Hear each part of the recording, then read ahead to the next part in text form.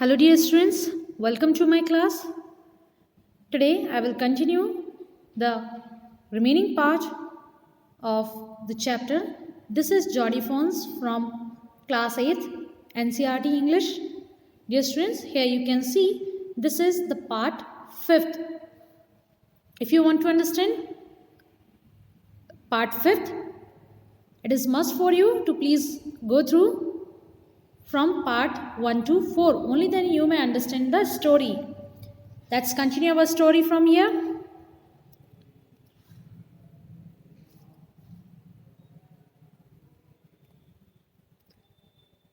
His arms began to ache and he was forced to stop. Again. किसके बारे में बताया गया है बच्चों कि ये जॉडी और एक फ़ॉन की कहानी है.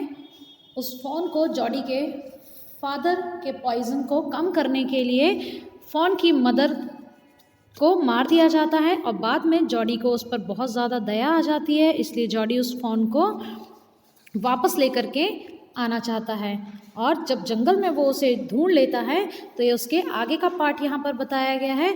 His arms began to ache and he was forced to stop again. अब जॉडी जब उसे अपनी भुजाओं में उठा करके चल रहा है तो अगेन क्या हुआ, उसके जो आर्म्स हैं, भुजाएं हैं, उसमें फिर से बहुत तेज़ तकलीफ होने लगती है. क्यों? Because the weight of the fawn was too much. उस बच्चे का वजन बहुत अधिक था. And he was force to stop again. और फिर से उसे विवश होकर के रुकना पड़ा. When he walked on, the fawn followed him at once. और फिर से जब जॉडी ने उस हिरन के बच्चे को जमीन पर रख दिया और आगे बढ़ने लगा तो वो बच्चा अपने आप ही जॉडी को फॉलो करने लगा. He allowed it to walk a little distance. और जॉडी ने उसे थोड़ी देर तक पैदल ही चलने दिया, कुछ दूरी तक. Then picked it up again. और बाद में जब उसके आर्म्स पेन कम होने लगे तो फिर से उसने उसे गोद में उठा लिया. The distance home was nothing. और अब घर ज़्यादा दूर नहीं रह गया था. He could have walked all day and into the night carrying it and watching it follow. इसी तरीके से पूरा दिन और पूरी रात उसे उठाकर अपने घर लेकर के जाते हैं जॉडी, और कई बार इसे पीछे आते हुए देखकर पैदल भी चलते हैं. He was wet with sweat, but a light breeze blew through the June morning, cooling him. लेकिन जो जून के महीना था, यहाँ पर क्या बताया है कि थोड़ी सी गर्मी तो थी ही. He was wet with sweat. Sweat means पसीना. अब जॉडी चूँकि इतनी मेहनत कर रहे थे तो वे क्या होते हैं, पसीने से भीग जाते हैं. But a light breeze blew through the June morning cooling him. और जून के महीने में सुबह सुबह हल्की मंद पवन चल रही थी जो जॉडी को ठंडक पहुंचा रही थी, शीतलता प्रदान कर रही थी, दूसरे शब्दों में कहें तो.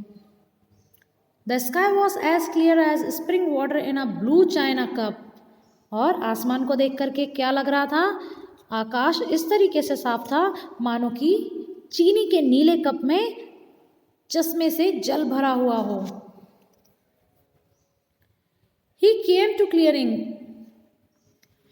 It was fresh and green after the night's rain. और आसमान कैसा था, आसमान बहुत अधिक साफ हो चुका था और रात की बारिश के बाद जो वातावरण था, जो एटमॉस्फेयर था, वो ग्रीन था, हरा भरा था.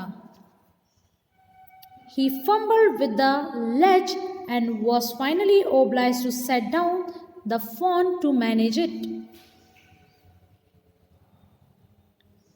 और फाइनली जब वो घर के दरवाजे पर पहुंचा तो जो लेच, जो चिटकनी लगी हुई थी, उसे खोलने की बहुत कोशिश करता है, लेकिन एट लास्ट उसे उस बेबी फ़ोन को अपनी गोद से नीचे उतारना पड़ता है, तब जा कर के वो घर का दरवाज़ा खोल पाता है.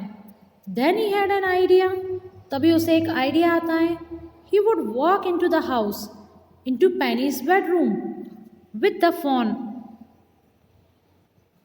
क्या हुआ, जो जॉडी होता है वो घर के अंदर चला जाता है और पेनी जो उसके फादर होते हैं उनके सोने के कमरे में जाता है with the fawn walking behind him. और जो फॉन होता है, फॉन मीन्स जो डियर हिरन का बच्चा होता है, शावक होता है, वो उसका पीछा करते हुए जहाँ जॉडी जाते हैं पेनी के रूम में वहीं पहुँच जाता है। But at the steps the fawn walked and refuse to climb them. परंतु जब सीढ़ियाँ चढ़ने को आती हैं तो जो बेबी फॉन रहता है वो ऊपर चढ़ नहीं पाता है क्योंकि उसकी हाइट इतनी नहीं होती है और वो डर जाता है। He picked it up and went to his father's. अब चूँकि वो चढ़ नहीं पा रहा था इसलिए जॉडी ने उन्हें अपनी गोद में उठा लिया और अपने फादर के रूम के पास पहुंच गया। पेनी ले with closed I.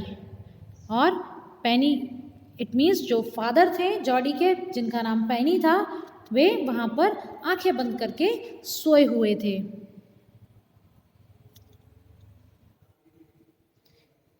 Penney turn his head. और जॉडी की आवाज़ सुन करके, this is next paragraph guys, Penny की आवाज़ जॉडी की आवाज़ सुनकर पेनी अपना सर पलटा कर देखते हैं। Jordi stood beside him. उनके बाजू में वे जॉडी को खड़ा हुआ पाते हैं। The fawn clasped hard against him. अब क्या होता है, जॉडी के साथ चूंकि पीछे पीछे बेबी फॉन भी चला जाता है और जॉडी को उस फॉन ने बहुत कसकर पकड़ा हुआ है। It seems to Penny that the boy's eyes were as bright as the fawn's. He said, "I'm glad you found him." अब पेनी को ऐसा फील होता है उस बेबी फॉन को देख करके कि इस बेबी फॉन की आँखों में हिरन के बच्चों जैसी चमक थी और ये अपनी माँ की तरह ही सुंदर था। गाइस, यदि आपने पार्ट 1 और पार्ट 2 ध्यान से देखा होगा तो आपको पता चलेगा कि किस तरीके से इस फॉन की जो मदर रहती है, मदर डियर रहती है, उसका यूज़, उसके हार्ट का यूज़ किया जाता है पेनी जो जॉडी के फादर रहते हैं उनके पॉइजन को, जो सांप ने काटा था उसके जहर को कम करने के लिए। Jody then went to the kitchen. Jody कहाँ जाते हैं? किचन में, रसोई घर में। The fawn bobbled after him. Bobbled, it means trying to walk unmaturely. लड़खड़ाते हुए पैरों से वो भी फॉन भी उसके पीछे पीछे चला जाता है। A pan of morning milk stood in the kitchen safe. अब किचन में ऊपर की ओर एक दूध का बर्तन रखा हुआ था। The cream had Ryzen on it. और इस पर क्या आ गई थी? मलाई आ गई थी। He skimmed the cream into a jug. और जॉडी ने क्या किया? उस मलाई को निकाल करके किस में डाल दिया? जग में। He poured milk into a small gourd. और एक छोटे से बर्तन में उसने दूध निकाल के रख दिया। He held it out to the fawn. और किसे दे दिया? किसके सामने रख दिया? उस बेबी फॉन के सामने रख दिया। It butted it suddenly smelling the milk. He saved it precariously from spilling over the floor. क्या हुआ? उस बच्चे ने जिसके सामने ये दूध का बर्तन रखा गया था, तो जो बेबी फॉन रहता है सबसे पहले उसे सूंघने की कोशिश करता है और इसी चक्कर में अचानक से उस बर्तन से वो टकरा जाता है। और लेकिन एट लास्ट जॉडी ने इस स्थिति को संभाल लिया और दूध को फर्श पर बह जाने से रोका। It could make nothing of the milk in the gourd. और जो बर्तन में वो दूध था वो उसका कुछ नहीं कर सका। चलिए देखते हैं आगे क्या होता है। Next paragraph. He dipped his fingers in the milk and thrust them into the fawn's soft wet mouth. चूँकि पहली बार में जो फॉन था वो डरा हुआ था घर के माहौल को देखकर, क्योंकि बच्चों आपको पता है ये जो जंगली जानवर होते हैं उन्हें कहाँ रहने की आदत होती है? जंगल के एटमॉस्फेयर में, झाड़ियों में, पेड़ों के नीचे घास को खाने की हैबिट होती है। लेकिन ये बहुत ही छोटा बेबी फॉन था, तो जॉडी उसे अपने घर लेकर आ जाते हैं और उनके सामने दूध का बर्तन रखते हैं।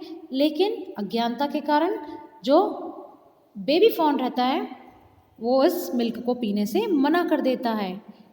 तो जॉडी क्या करते हैं? He dipped his finger in the milk and thrust them into the fawn's soft wet mouth. अब जॉडी ये बात बहुत अच्छे से जानते थे कि इस छोटे से नन्हे बच्चे के लिए दूध पीना और उसका पेट भरना कितना आवश्यक है। इसलिए जॉडी ने क्या किया? अपनी उंगलियों को उस दूध के बर्तन में डुबोया और जो बेबी फॉन था उसके सॉफ्ट गीले मुंह में ले जाकर अपनी दोनों उंगलियां रख दी। इट सक्ड ग्रीडली, और ऐसा करते साथ ही फॉन ने क्या किया? उस फॉन ने, उस बेबी डियर ने झट से उसकी जॉडी की दूध लगी हुई उंगलियों को चूसना शुरू कर दिया। When he withdrew them, it bleated frantically and butted him.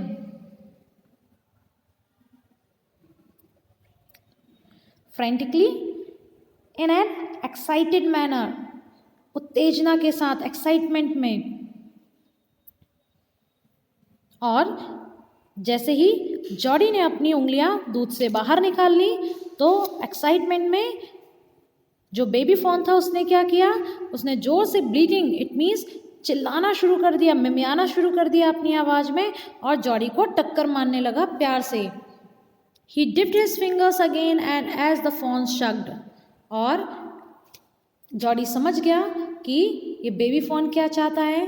फिर से जॉडी ने अपनी दोनों उंगलियां, दोनों तीनों जितनी भी उंगलियां थी, फिर से उस दूध में भिगोई और बेबी फॉन के सामने रखा। तो बेबी फॉन ने क्या किया? बिना देर लगाए फिर से उन उंगलियों को चाटना शुरू कर दिया।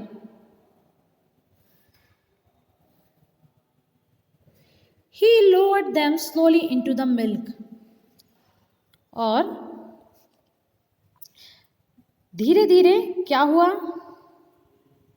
धीरे धीरे जॉडी ने अपनी उंगलियों को लगातार दूध में ही डाले रखा और धीरे से शावक आगे बढ़ गया और उस दूध के बर्तन में अपने मुंह को रख करके नाक में आवाज निकालने लगा।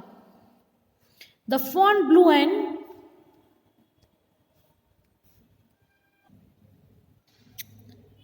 sucked and snorted। अब जब वो दूध के बर्तन में जैसे ही जॉडी का ये जो बेबी फॉन था उसने मुंह डाला, चूँकि आज के पहले तक कभी भी इस छोटे जो फॉन था उसने कभी दूध पीने का एक्सपीरियंस नहीं किया था, इसलिए जैसे ही वो बर्तन में अपना मुंह डालता है तो उसकी नाक से भी दूध को पीने की आवाज़ें आने लगती हैं। It stumped it's small hoops impatiently, और उसने क्या किया? impatiently मतलब बिना धीरज रखे हुए, बिना धैर्य रखे हुए, जल्दबाजी में, हड़बड़ाहट में, और उसने अपने छोटे छोटे जो खुर थे, खुर मीन्स ये देखिए टो साइज, ये जो पैर हैं उनके, इसको क्या बोलते हैं?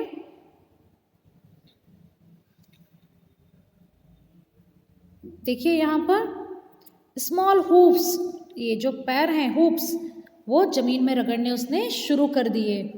As long as he had his fingers below the level of the milk the fawn was content, और जितनी देर तक जॉडी ने अपनी उंगलियां दूध में भिगो कर रखी, जो बेबी फॉन था दूध तब तक पीता रहा। और फाइनली एक स्टेज ऐसी आई जब बेबी फॉन जो था वो पूरी तरीके से उसका पेट भर चुका था। Guys, here you can see that this is fawn and this is Jordi,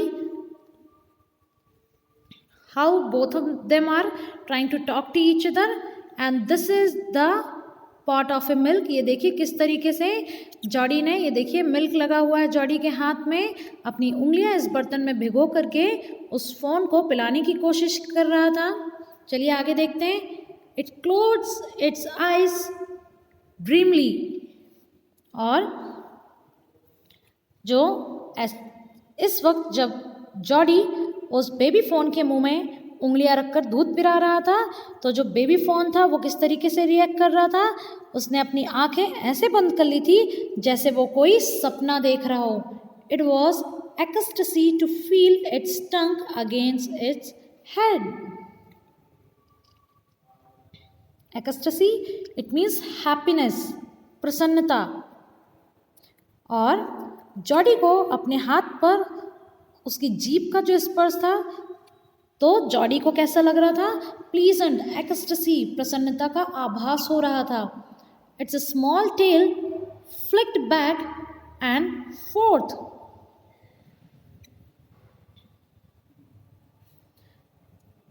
flick back means पूंछ को उछालना या हिलाना।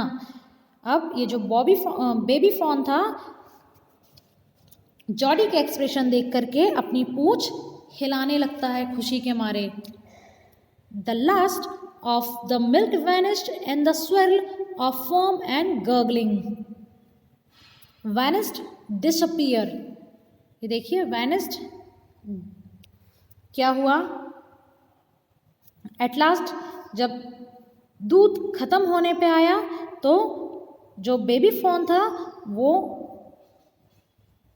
उसकी गड़गड़ाहट करने की, दूध पीने की जो आवाज़ थी वो भी धीरे धीरे ख़त्म होने लगी। इट मीन्स जो दूध था उस बर्तन में ख़त्म हो चुका था। So guys, here you can see this story is written by M.K. Rawlings. I hope you like this story. Thank you.